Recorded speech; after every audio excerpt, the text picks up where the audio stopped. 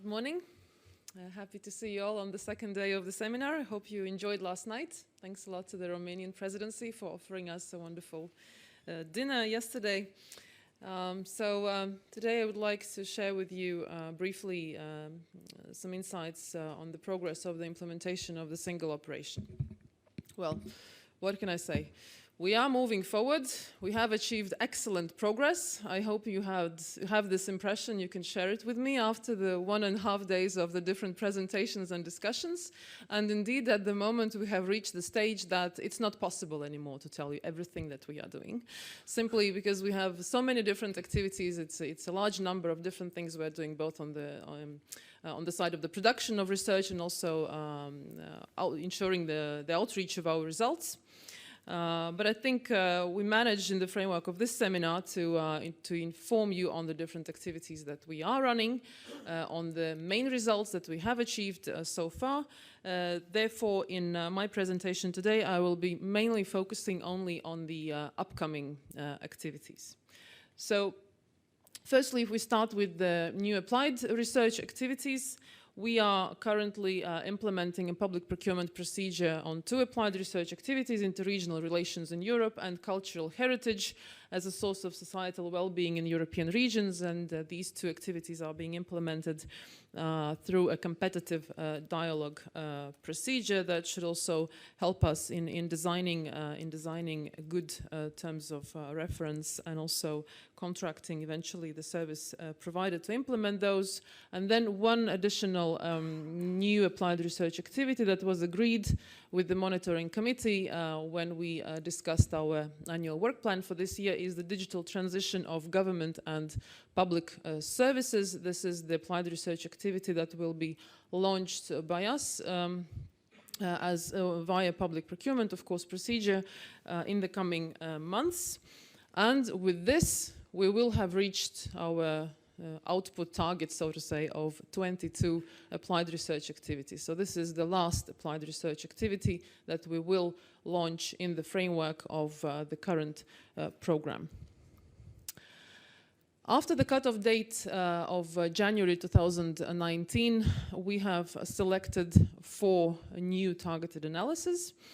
Here you can see the titles of the selected targeted analysis and the lead stakeholders who have proposed these targeted analysis ideas, and now we are developing them, and I think even have launched some of them again via public procurement procedure.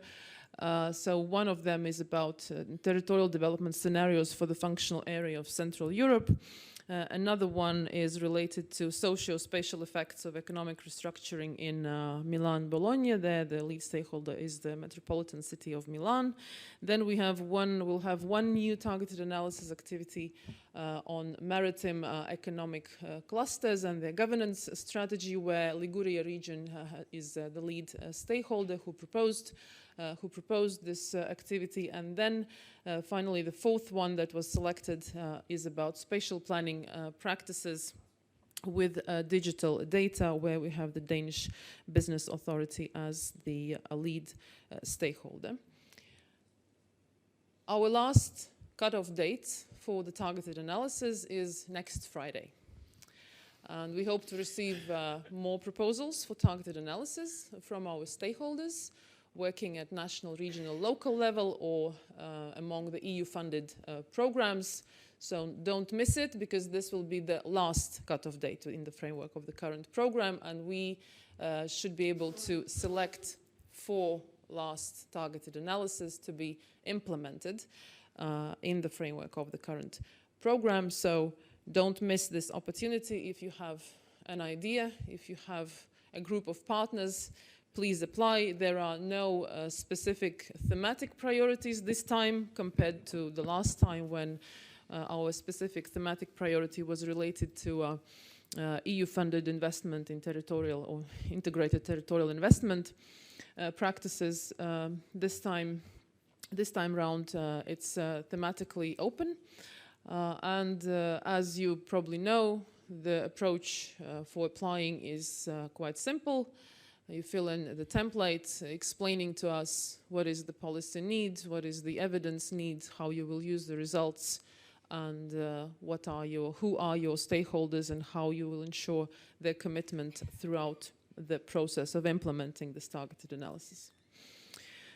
We're also working on upgrading our set of tools, online tools, and there will be 3 more to be developed. One is the tool for mapping soft territorial cooperation areas. This is an activity that was proposed by our research team that was working on Acteria, and we have taken up their proposals, this proposal for further research from the team, and have agreed with the monitoring committee that we will develop such a tool that will further stimulate stakeholders to identify soft territorial cooperation areas, to map them, to think about possible governance and planning solutions. Then we're also thinking of developing a new analytical tool for spatial comparisons. At the moment it is called HyperAtlas. We need to see how we will redesign this tool, and then finally an online mapping tool that we have. At the moment we have the tool that is called Remap, and then we will also see how to redesign this tool, and also how we link our tools with the database, the updated database that we have at the moment. Our main publication, of this year will be the State of the EU Territory Report. We have started working on that. The particular focus of this report will be related to supporting our stakeholders in discussing, defining, designing their future programs, post-2020 programs, in relation to the priorities of the future cohesion policy. We already have reached the stage of the first draft that we are discussing with the stakeholders, and you will also be invited to provide your feedback. And this report will present, again, as always, some observations on the main territorial development trends in Europe, and also offer practical advice to national, regional, local authorities and stakeholders for designing and implementing the future post-2020 programs. And we are planning also to launch, basically to present and discuss this report during the next ESPON seminar in Finland. So this will be our main publication that will be presented during the seminar. We're also planning to have a number of policy briefs that have been agreed also with our monitoring committee to be developed in the coming months. And here you can see the range of different subjects that we are planning to cover. In general terms, I have to say that as we are moving away from the stage of production, and as we are completing our research activities and receiving results, outreach, of course, is becoming our key priority number 1, and we will increasingly be focusing on outreach in the coming months and also in the following years. So for us, it is very important, and is becoming even more important, to be able to communicate our key messages and results in the format of different publications, and also by organizing different events and channeling our content in different online and also physical formats. And in the coming months and years, of course, we will be increasingly developing our publications to be able to communicate our messages to the different target audiences. This is the plan for this year. The digital urbanism one is the subject that is proposed by the Finnish presidency. And this we will be developing a policy brief to support the debate during the Finnish presidency, the intergovernmental meetings, and also we will have a specific debate on this subject during the forthcoming seminar in Finland. For us, it's also very important to be able to tailor our content that we receive as a result of our activities to the different needs of the different stakeholders. And this is why we have started a new practice of developing the so-called country fiches. And those country fiches, they allow us, is an exercise that allows us to extract all the relevant evidence from our research activities, from the studies, from the results, and synthesize them in publications presenting the nationally, regionally, locally relevant observations, data, policy advice. Also to both raise the awareness of our work at national level and also to support the policy debates within member states on the various subjects that they are interested in. And we have already prepared our first country fiche for Norway, and also we have drafts for Belgium, Switzerland, and we will be continuing this exercise throughout this year and also in the coming years to also show the relevance of the ESPON's work at different scales, meaning national, regional, and local.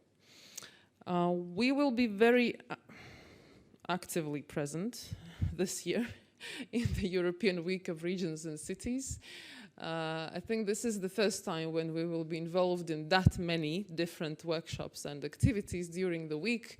So you will, if you are planning to attend the European Week of Regions and Cities, you will hear a lot from ESPON and about ESPON. We are covering many different events. We will be organizing many of them ourselves, and we will also be contributing to the events that were initiated by the stakeholders. Here you can see the list of the different activities where we will be involved. And this again gives us a very good opportunity to present our results to the stakeholders, to discuss them with the stakeholders, to also gather inputs for the ongoing activities. So this is one of the discussion frameworks that we usually use in order to be able to stay in touch with broad audiences. And we are also planning, of course, our next seminar in Helsinki already, desperately trying to find a venue. And this seminar will be focusing on two main subjects: digital innovation in urban areas, and the second one, as I mentioned, the state of the EU territory report that will be officially launched, presented, and discussed during the forthcoming seminar. And then Hanna Maria will, of course, tell you a bit more about the presidency plans.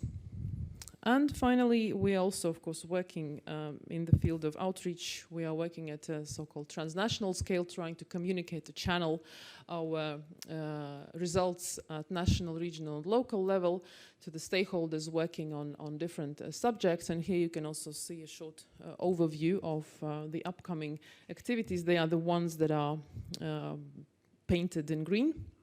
So, and we will have, for example, we will have a training in Bratislava on the ESPON database portal. We will also have a training on the ESPON TIA tool, and these trainings have been perceived very positively by our stakeholders because they really give an opportunity for stakeholders to learn about our tools, to see how they can be used in policy making to ensure that the policies that are developed by the stakeholders, they are territorially sensitive. In the framework of the transnational outreach, we're also organizing e-learnings and then specific events on the various subjects that are proposed by our stakeholders depending on their policy needs. That's all in brief from my side, and I hope to stay in touch with you all, and also that you will find an opportunity to participate in our forthcoming events. Thank you.